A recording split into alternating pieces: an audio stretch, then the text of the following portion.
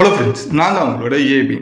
யூகேல இன்னைக்கு ஒரு மிகப்பெரிய ஒரு ப்ரொடெஸ்ட் ஒன்று நடந்துகிட்டு இருக்கு. ஸோ கிட்டத்தட்ட பார்த்தீங்கன்னா லண்டனே யூகேவே வந்துட்டு சும்மா அப்படியே பற்றி எரிஞ்சிக்கிட்டு இருக்கு அப்படின்றதுமே சொல்லலாம். என்னடா சொல்ற, அப்படி என்ன அந்த ப்ரொடெஸ்ட் அங்கே நடக்குது அப்படின்றப்ப பார்க்கும்போது இந்த ஒரு ப்ரொடெஸ்ட் எது அடிப்படையில் நடக்குது அப்படின்றப்போ யூகேலே வளர்ந்த மக்கள் இருக்காங்க இல்லையா, ஸோ அவங்கள விடவே வெளியிலிருந்து வந்த அகதிகளோட எண்ணிக்கை அங்கே அதிகமாயிடுச்சு. ஸோ அதனால வந்துட்டு இங்கே பிறந்து இங்கே வளர்ந்த எங்களுக்கு வந்துட்டு ரொம்ப மெஜாரிட்டி கம்மியாக இருக்கும். அதுவும் இல்லாமல் எங்களுக்கான ஒரு சலுகைகள் இங்கே ரொம்ப கம்மியாயிடுச்சு. அதுவும் இல்லாமல் நாங்கள் வழிபடுற சர்ச்சஸ் வந்துட்டு ரொம்ப குறைஞ்சிருச்சு.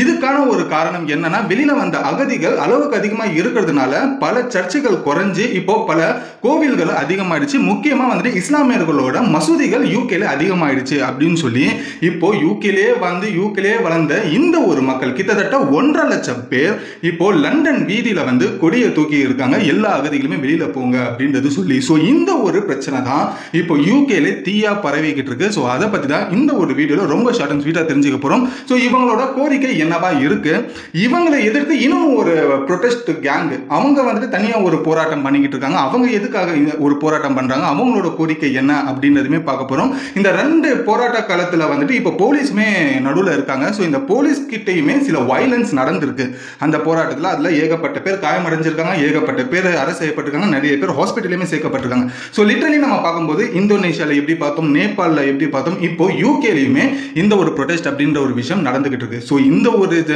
டைம் பொறுத்த வரைக்கும் ப்ரொடெஸ்ட் டைம் அப்படின்றது தான் நினைக்கிறேன் எல்லா நாடுகளுக்குமே. ஸோ இப்போ எல்லாருமே இந்த போர்க்கொடியை தூக்கிட்டு இருக்காங்க. இப்போ யூகேயுமே இந்த போர்க்கொடிகளை தூக்க ஆரம்பிச்சிருச்சு. ஸோ அதை பற்றி தான் இந்த ஒரு வீடியோவில் ரொம்ப ஷார்ட் அண்ட் ஸ்வீட்டாக தெரிஞ்சுக்கலாம். ஸோ வாங்க வீடியோக்குள்ள போகலாம். நான் தான் உங்களோட AB and welcome to our channel. நம்ம சேனல் சப்ஸ்கிரைப் பண்ணலாம், உடனே சப்ஸ்கிரைப் பண்ணிக்கோங்க. அப்போ தான் இதுக்குள்ள தெரியாத பல விஷயங்களை நீங்கள் வெறும் 10 நிமிஷத்தில் தெரிஞ்சுக்க முடியும். ஸோ மறக்காம உங்களோட சப்போர்ட்டை சப்ஸ்கிரைப் அப்படின்ற ஒரு விஷயத்தில் காமிச்சிக்கோங்க. ஃபர்ஸ்ட் விஷயம் எங்க இருந்து ஆரம்பிக்கலாம் அப்படின்றது பார்க்கும்போது செப்டம்பர் 13 கிட்டத்தட்ட ஒரு முந்தானேத்துன்னு வச்சுக்கோங்க.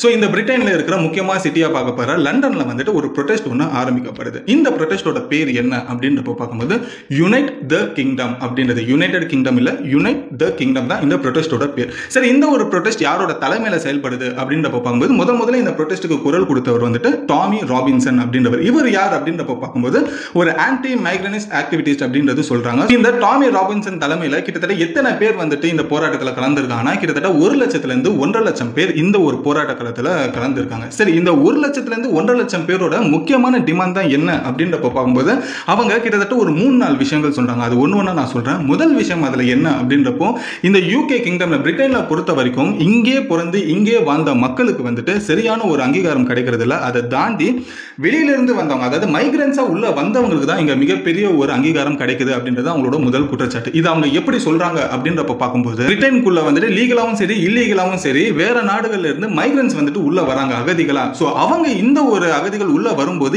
இங்கே பிறந்து இங்கே வாழ்ந்த மக்களோட எண்ணிக்கை கம்மியானதுனால இப்போ மைக்ரன்ஸோட எண்ணிக்கை அதிகமாயிடுச்சு இந்த பிரிட்டன்ல. சோ இதனால மைக்ரன்ஸோட எண்ணிக்கை அதிகமானதுனால அவங்களோட கல்ச்சர்ஸ் வந்துட்டு எல்லா இடங்களுமே பரவிடுச்சு. சோ இப்போ இங்க பிரிட்டன்லேயே வாழ்ந்த மக்களோட கல்ச்சர் அதை விடவே ரொம்ப கம்மியாயிடுச்சு. சோ பிரிட்டன்ல பொறுத்த வரைக்கும் எங்களுக்கான ஒரு கல்ச்சர்ஸே நாங்க எங்கேயுமே பார்க்க முடியறது இல்லை. இங்க டோட்டலா வந்துட்டு மைக்ரன்ஸோட கல்ச்சர்ஸ் தான் எல்லா இடங்களிலுமே பரவி இருக்கு. அப்போ நாங்க இங்க பிறந்து இங்க வளர்ந்து இங்க வாழ்றதுக்கு என்ன அர்த்தம்ன்றது தான் அதுக்கான ஒரு விஷயமா அவங்க சொல்றாங்க. இல்ல, ரெண்டாவது விஷயம் என்ன சொல்றாங்க அப்படின்றப்ப பார்க்கும்போது பிரிட்டன்ல வந்துட்டு ஏகப்பட்ட சர்ச்சஸ் இருந்தது. ஒவ்வொரு தெருக்குமே ஏகப்பட்ட சர்ச்சஸ் அப்படின்றது இந்த பிரிட்டன்ல இருந்தது. ஆனா கடந்த 10-15 வருஷத்துல கிட்டத்தட்ட 3500 சர்ச்சஸ் வந்துட்டு க்ளோஸ் செய்யப்பட்டிருக்கு. இதுக்கான காரணம் என்ன அப்படின்றப்ப பார்க்கும்போது சர்ச்சுக்கு சரியான ஒரு ஃபண்ட் அப்படின்றது ஒண்ணு வரதில்லை. ஸோ இதனாலே ஏகப்பட்ட சர்ச்சஸ் வந்துட்டு க்ளோஸ் செய்யப்படுது. அதுவும் இல்லாம இப்போ இங்க வாழ்ந்துகிட்டு இருக்க யங்ஸ்டர்ஸ்க்கு வந்துட்டு கடவுள் மேலேயே நம்பிக்கை இல்லை. ஸோ இதனால வந்துட்டு யாருமே சர்ச்சுக்கும் வரவும் மாட்டாங்க. ஸோ இதனால சர்ச்சுக்குள்ள வந்துட்டு கடவுளையுமே வழிபட மாட்டாங்க. ஸோ சர்ச்சில் நடக்கப்படுற வருஷத்துக்கு ஒரு வாட்டியோ இல்லைன்னா 6 மாசத்துக்கு ஒரு வாட்டியோ நடக்கிற ஃபங்க்ஷன்ஸ் கூட அங்கே ப்ராப்பராக நடக்கிறது இல்லை. ஸோ இது எல்லாத்துக்குமே என்ன காரணம்னா மைக்ரன்ஸ் வந்துட்டு நம்ம நாட்டில் இருக்கிற மக்கள் கூட கலந்ததுனால நம்ம நாட்டு மக்களுக்கு அங்கே கடவுள் பக்தி அப்படின்றது ஒன்று நிறையவே குறைஞ்சிருக்கு. ஸோ இதனால வந்துட்டு மைக்ரன்ஸ் தான் இதுக்கான ஒரு காரணம் அப்படின்ற ஒரு விஷயமும் சொல்றாரு. ஈவன் தோ அங்க சர்ச்சில் கடந்த 10-15 வருஷத்துல 3500 சர்ச்சஸ் க்ளோஸ் பண்ணியிருக்காங்க. அதுல நிறைய சர்ச் வந்துட்டு மசூதியா கன்வெர்ட் பண்ணியிருக்காங்க. ஸோ ஏகப்பட்ட இஸ்லாமியர்கள் வந்துட்டு பிரிட்டனுக்குள்ள வந்திருக்காங்க மைக்ரன்ஸா. ஸோ அவங்க தான் இப்போதைக்கு வந்துட்டு சர்ச் எல்லாத்தையுமே அழிச்சு இப்போ எல்லாத்தையுமே மசூதியா கொஞ்சம் கொஞ்சமா மாத்திக்கிட்டு இருக்காங்க அப்படின்றது அவங்களோட 2வது குற்றச்சாட்டா இருக்கு. அவங்களோட அடுத்த மூணாவது குற்றச்சாட்டு என்னவா இருக்கு அப்படின்றப்ப பார்க்கும்போது அவங்க 1947 கம்பேர் பண்ணி ஒரு விஷயத்தை பேசுறாங்க. 1947 1% தான் வந்துட்டு மைக்ரன்ஸோட அளவு அப்படின்றது பிரிட்டன்ல இருந்தது. ஆனா இன்னைக்கு நம்ம 2025 இருக்கும். இது வந்து கிட்டத்தட்ட 15ல இருந்து 20% வந்துட்டு மைக்ரன்ஸோட வேல்யூ வந்து இன்க்ரீஸ் ஆகியிருக்கு. இதுல பெரும்பாலும் வந்துட்டு இஸ்லாமியர்கள் தான் வந்துட்டு பிரிட்டனுக்குள்ளே வர ஆரம்பிக்கிறாங்க. ஸோ இது பிரிட்டனுக்குள்ள இஸ்லாமியர்கள் வரும்போது இங்க ஆல்ரெடி நாங்க வந்துட்டு கிறிஸ்டின்ஸ் விஷயத்தை கல்ச்சரை ஃபாலோ பண்ணும்போது இங்க நிறைய மக்கள் இஸ்லாமுக்கே மாறுற அளவுக்கான ஒரு சூழ்நிலை அப்படின்றது மாற ஆரம்பிச்சிச்சு. ஸோ இப்போ எங்களுக்குள்ளே இருக்கிற நிறைய ஆட்கள் சர்ச்சுக்கு வராம மசூதிக்கு போயிட்டு ப்ரே பண்ற ஒரு நிலைமையா இப்போ இங்க மாறி இருக்கு.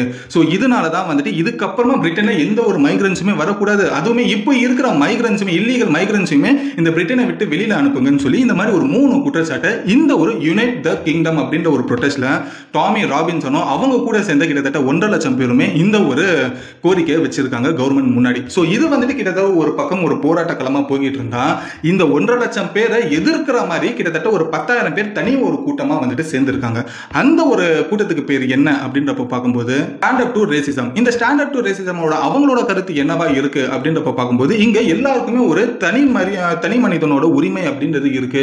இன்னைக்கு நாங்க சர்ச்சுக்கு அப்படின்ற ஒரு விஷயம் போகிறோம் அப்படின்றப்போ நாளைக்கு நாங்க மாஸ்க்கு போக விரும்புறோம் அப்படின்றப்போ நாங்க மாஸ்க்ல போயிட்டு நாங்க ப்ரே பண்றோம். ஸோ எங்களுக்கு எந்த கடவுள் பிடிச்சிருக்கோ அதை பின்பற்றி தான் எங்களோட வழிமுறைகளுமே இருக்கும். இதுல வந்துட்டு என்ன ஒரு தப்பு இருக்கு?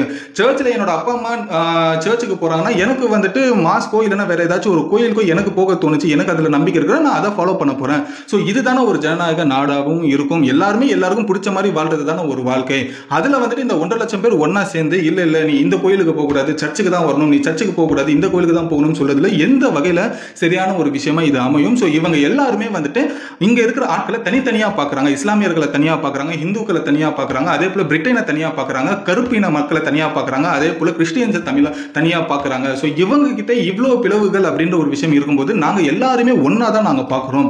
ஸோ இதனால வந்துட்டு எந்த வகையிலுமே அவங்க சொல்ற இந்த 3 கோரிக்கையை வந்துட்டு ஏத்துக்கவே மாட்டோம் அப்படின்னு சொல்லி இந்த ஒரு சைடு, அதாவது இந்த ஒரு பக்கம் இருக்கிற 10,000 பேர் வந்துட்டு அவங்க ஒரு தனி போர்க்குடியா இந்த ஒரு 1.5 லட்சம் பேருக்கு எதிராக வந்துட்டு ஒரு ப்ரொடெஸ்ட் ஆரம்பிக்கிறாங்க. ஸோ இதனால யூகேல பொறுத்தவரைக்கும் 2 கோஷ்டிகள் இருக்காங்க.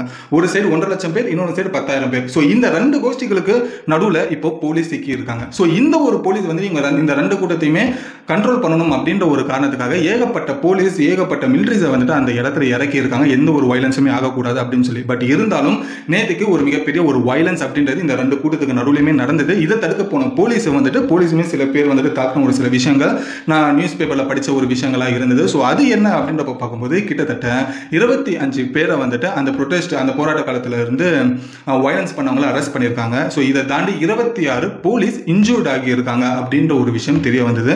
ஸோ இது எல்லாமே கிட்டத்தட்ட பார்க்கும்போது யூகேல, அதாவது முக்கியமா லண்டன்ல இவ்வளோ 2 கூட்டத்துக்கு நடுவில் இவ்வளோ பெரிய ஒரு பிரச்சனைகள் நடந்துகிட்டு இருக்கு. இதை நடுவில் சமாளிக்க போன போலீஸுமே போட்டு அடிக்கிறாங்க அப்படின்றத தெரிஞ்சுக்கிட்ட அந்த ஊர் பிரைம் மினிஸ்டர் கீர் ஸ்டாமர் என்ன சொல்றாரு அப்படின்றப்போ பீஸ்ஃபுல் ப்ரொடெஸ்ட் வந்துட்டு சரியான ஒரு விஷயம் தான், பட் வயலன்ஸ் மட்டும் என்னைக்கும் இந்த ஒரு யூகே கவர்மெண்ட் அக்செப்ட் பண்ணாது.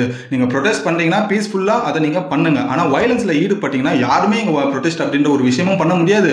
அதுவும் இல்லாமல் எல்லாருமே தூக்கி அரெஸ்ட் பண்றதுக்கான வாய்ப்புகள் அதிகமா இருக்குன்னு சொல்லி யூகே பிரைம் மினிஸ்டர் இந்த ஒரு ஸ்டேட்மெண்ட்டையுமே கொடுத்திருக்காரு. ஸோ இப்போ இந்த ஒரு வயலன்ஸ் கடந்த இப்போ இந்த யூகே அப்படின்ற ஒரு ப்ரொடெஸ்ட் கிட்டத்தட்ட ஃபயர் மாதிரி அங்க பரவிக்கிட்டு இருக்கு அப்படின்றதுமே சொல்லலாம். இது யூகே அப்படின்ற ஒரு விஷயத்தை தாண்டி இதுக்கு முதல்ல ஆரம்பிச்ச ஒரு இடம் என்னன்னா இந்தோனேஷியா தான். ஏன்னா இந்தோனேஷியாவோட கவர்மெண்ட் வந்துட்டு தேவையில்லாத ஒரு செலவுகள் லக்ஸரியாஸான லைஃப் ஸ்டைல் அங்க இருக்கிற மினிஸ்டர்ஸ் வாழ்றதுனால அதனால கோவப்பட்ட அங்க இருக்கிற மக்கள் என்ன பண்ணாங்கன்னா ப்ரொடெஸ்ட் பண்ண ஆரம்பிச்சு அங்க இருக்கிற கவர்மெண்ட்டே வந்துட்டு எதிர்த்து பார்லிமெண்ட்டே எரிச்சிருக்காங்க. இது இந்தோனேஷியால. ஸோ அதை பத்தியுமே நான் பேசியிருக்கேன். நீங்க ஜஸ்ட் ஒரு கூகுளில் வந்துட்டு இந்தோனேஷியா ப்ரொடெஸ்ட் மினிஸ்டர் சீனியர்னு போட்டிங்கனாலே நீங்க பார்க்கலாம், அது ஃபுல் டீட்டெயில்.